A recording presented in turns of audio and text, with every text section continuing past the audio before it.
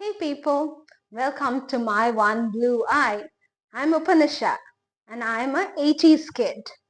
And we 80s kids are really blessed because we have a lot of stories. I guess every generation has its own stories, but in our case, the 80s kids, we have a lot of transition stories. Transition stories from the old to the new. And I often think back about all these old stories and get nostalgic about it. Because when I think about those old stories, it makes me think about how simple both people and things were just a couple of decades ago. And when I think about that, it kind of inspires me to be a better person. And that's why I thought I would share some of those stories with you too. So, food is a topic that everybody is in love with. So I thought I could start off with food. How has food changed over the years? So I remember a lot of things as a little kid. Pickles used to be made at home.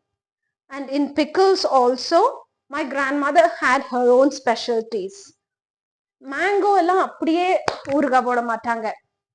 The dry panni, it used to be soaked in brine in salt solution, and then it would be sun dried and then stored away, and then it would be made into pickle a little at a time. It would be tempered and seasoned a little by little and made into pickle, and that pickle would be stored in stone jars. My mom has some of those urga jardis as they are called now, but unfortunately, they are now being used to store tamarind and not exotic varieties of pickle. And then we used to make vadagam. That is something that I myself did. I remember that my mom used to cook rice and then beat it in a mixer with a little bit of salt and asafoetida, hing, and then green chilies. And then it would be my job to take it up to the terrace.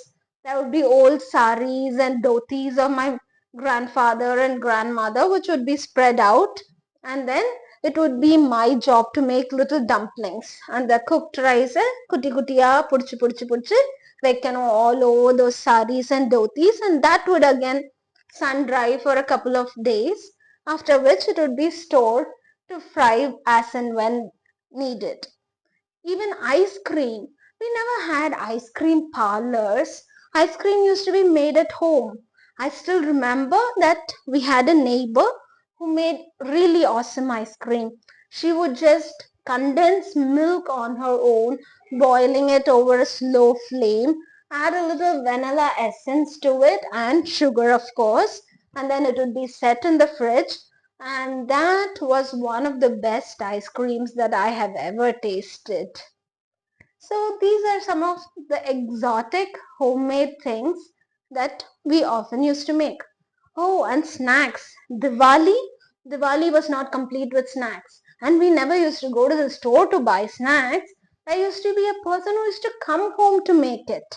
And so Diwali kalakattulla அது எப்ப நடக்கும்னா when we would make a long list of கடலை மாவு, மைதா மாவு, சர்க்கரை, நெய், all the stuff that we needed to buy from the store in order to make all those palaharam for Diwali.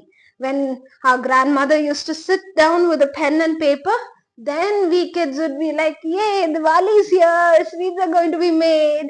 And then there would be a firewood set up in the backyard. There would be that old rope cot which would be spread out again with a dhoti. அப்பெல்லாம் எங்க இந்த மாதிரி tissue paper போட்டு oil soak பண்றது அதெல்லாம்.